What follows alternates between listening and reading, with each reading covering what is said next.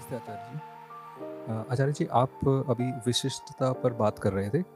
मैं, मेरा घर, और आपने बताया था कि विशिष्टता एक खोखलापन, विशिष्टता का खोखलापन अध्यात्म के द्वारा देख लेना, और एक्चुअल में तो कोई विशिष्ट है ही नहीं।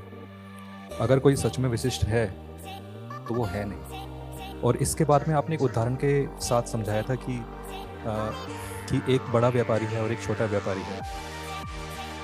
दोनों में अंतर तो कुछ भी नहीं है, जो कर रहे हैं वो सेम ही है। और उसके बाद फिर आपने स्टार्ट किया था पशु पे, कि पशु पशु भी अपने तल पर वही कर रहे हैं। मैं इसी पे थोड़ा सा विस्तार में जानना चाह रहा था कि पशु किस तरह से वो। पशुओं का भी जो व्यापार है, वो हमारे ही व्यापार की तरह चलता है। ट्रांज़ैक्शनल है वहाँ भी सारा मामला। सब वैसा ही है जैसा हमारा है। उनको भी अपने देहगत स्वार्थ खूब पता है और वो उसी तरह से काम करते हैं, जैसे हम करते हैं। आप कोई भी उदाहरण उठा लीजिए। इसमें बल्कि मुश्किल ये है कि कौन-सा उदाहरण लिया जाए। आप पशुओं के व्यवहार का कोई भी उदाहरण ले लीजिए, आपको उसके समतुल्य मनुष्य के व्यवहार का उदाहरण मिल जाएगा। कोई भी अपनी ओर से उठा लीजिए। पशुओं के व्यवहार का अध्ययन वास्तव में बड़ा रोचक होता है। वहाँ सब वो दिखाई देता है जो हमारी दुनिया में है, हमारे दोस्त यारों, हमारी ज़िंदगी में है, हमारे ऑफ़िसेज़, हमारे घर में है, सब वहाँ पर वही चल रहा है।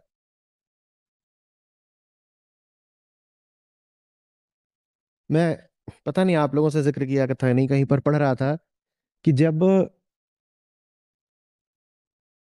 शेर आता है हिरणों के झुंड पर हमला करने के लिए, तो उसमें जो जवान हिरण होते हैं,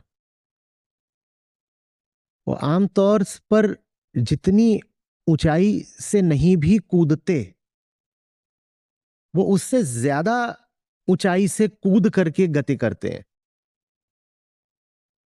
शेर अभी थोड़ा दूर है। ये शेर को दिखाया जा रहा है, क्योंकि दूर है ना अभी, ये शेर को दिखाया जा रहा है कि देखो हम जवान हैं, हम ऊँचा कूद लेते हैं, क्योंकि भाग तो सब ऐसे रहे हैं। एक के पीछे एक है तो, और शेर को एक चुनना पड़ता है कि किस पर धावा मारना है। भले ही वो पूरे झुंड की ओर आया है, पर वो अपना एक पर वो अपना लॉक इन करता है कि इस वाले को पकड़ना है। तो जितने जवान होते हैं, वो ऐसे तो बढ़ ही रहते हैं, वो ऊपर ज़्यादा कूदने लग जाते हैं। क्यों कूदने लग जाते हैं? वो शेर से बात कर रहे हैं। वो शेर को बता रहे हैं कि ये जो कूद नहीं पा रहा है ना बुड्ढा, इसको मारो।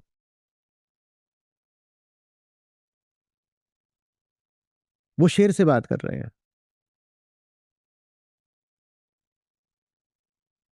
और सुनिए, ये काम मादाएं ज्यादा कर रही हैं। उनको और ज्यादा रुचि है कि ये बुड्ढा बीच में बार बार आता है, इसको साफ करो।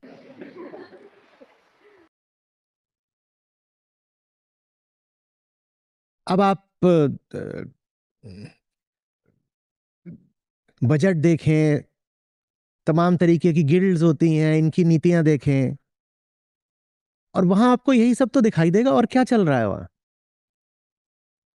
आप अंतर्राष्ट्रीय संबंध देखें,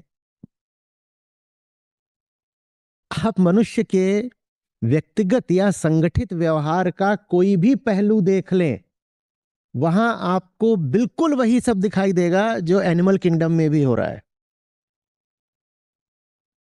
वहां कोई हल्का फुल्का काम थोड़ी ही चल रहा है। जंगल में भी जो हो रहा है, उसमें भी परत दर परत है व्यवहार।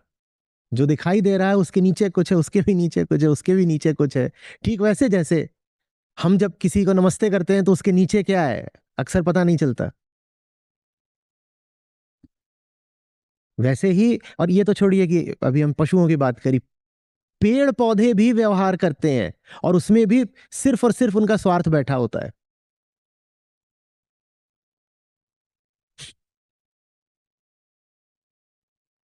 पेड़ पौधे भी व्यवहार कर रहे हैं, और वही स्वार्थ जिसको हम बोलते हैं, जैसे कि गंदी बात है, छिच्छी बात है, वो स्वार्थ और कुछ नहीं है, वो प्रकृति के गुण हैं बस।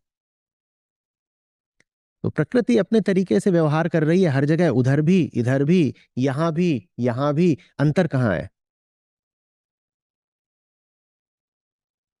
आप बहुत विचारिए ही नहीं। आप किसी भी जानवर को कुछ भी करते देख लीजिए और बस ये पूछिए कि ये अभी जो काम हो रहा है यही काम इंसान करता है कि नहीं। कोई भी जानवर कहीं भी कभी भी कुछ भी करते हुए देख लीजिए, वो काम आदमी भी कर रहा होगा।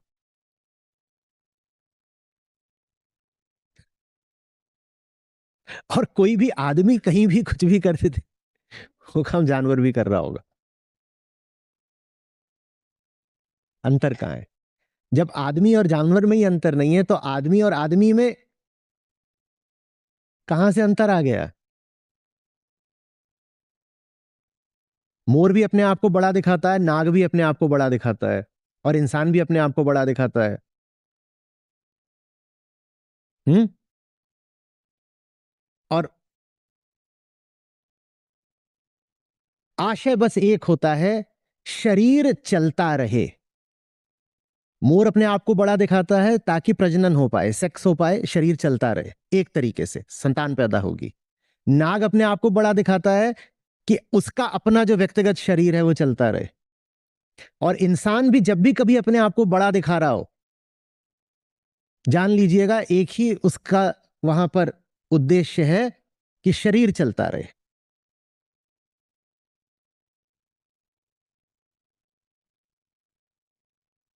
और हम सब बड़ा दिखाते हैं अपने आप को, नहीं दिखाते हैं?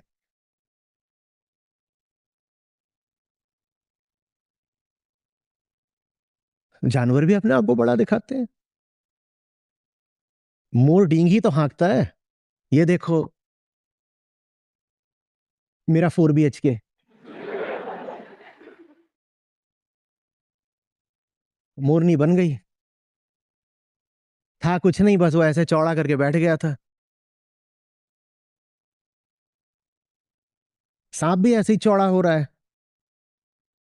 इतना चौड़ा होता थोड़ी है, वो तो रबर की पाइप है। लेकिन पाइप अपने आप को चौड़ा कर लेती है। शेर भी अपने आप को चौड़ा करता है, यहाँ इतने सारे बाल का झब्बा दिखा करके मैं इतना बड़ा हूं। इतना बड़ा वो है ही नहीं जितने वो बाल दिखा रहा है।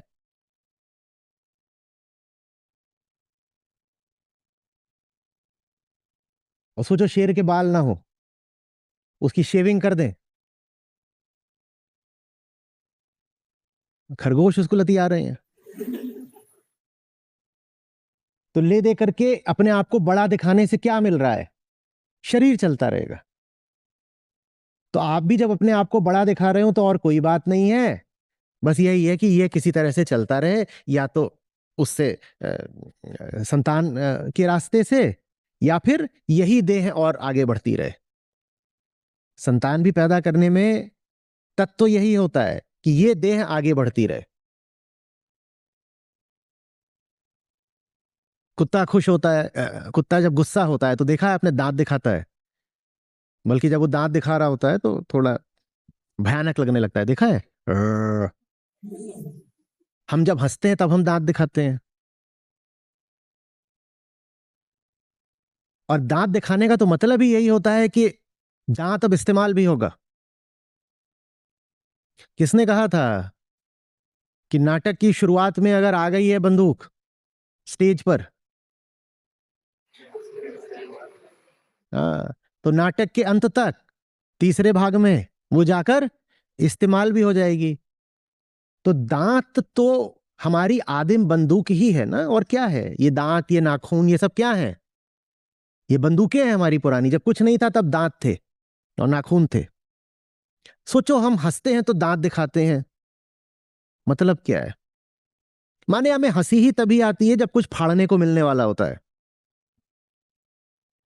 कुत्ता दांत दिखाए इसका मतलब यही है फाड़ने को तैयार हो रहा है। आदमी भी हंसे तो इसका मतलब यही है कि हिंसा करने वाला है, बस इसकी हिंसा सूक्ष्म होगी, पता नहीं चलेगी। इसकी हिंसा सूक्ष्म होगी, पता नहीं चलेगी। वरना प्रकृति के इस उपकरण में कुछ भी अकारण होता नहीं।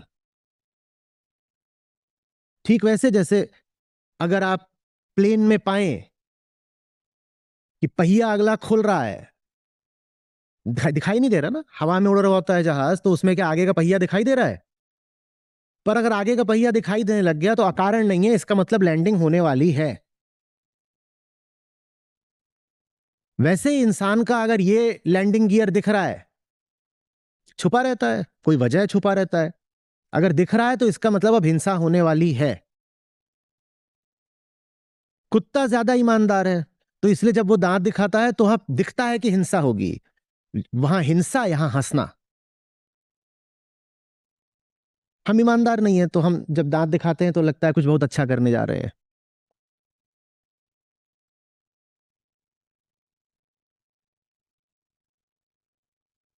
इतनी मूर्तियां बनी बुद्धों की, आपने कभी उनको दांत दिखाते देखा क्या?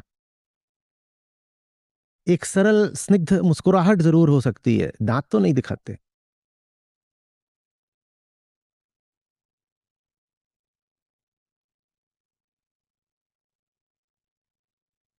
जब लैंड ही नहीं करना तो पहिया क्यों खुलेगा जहाज का? अगर कुछ फाड़ना ही नहीं है तो दांत क्यों दिखाए जाएंगे? ये लोग गजब हो गया, आप हंसने भी नहीं देंगे।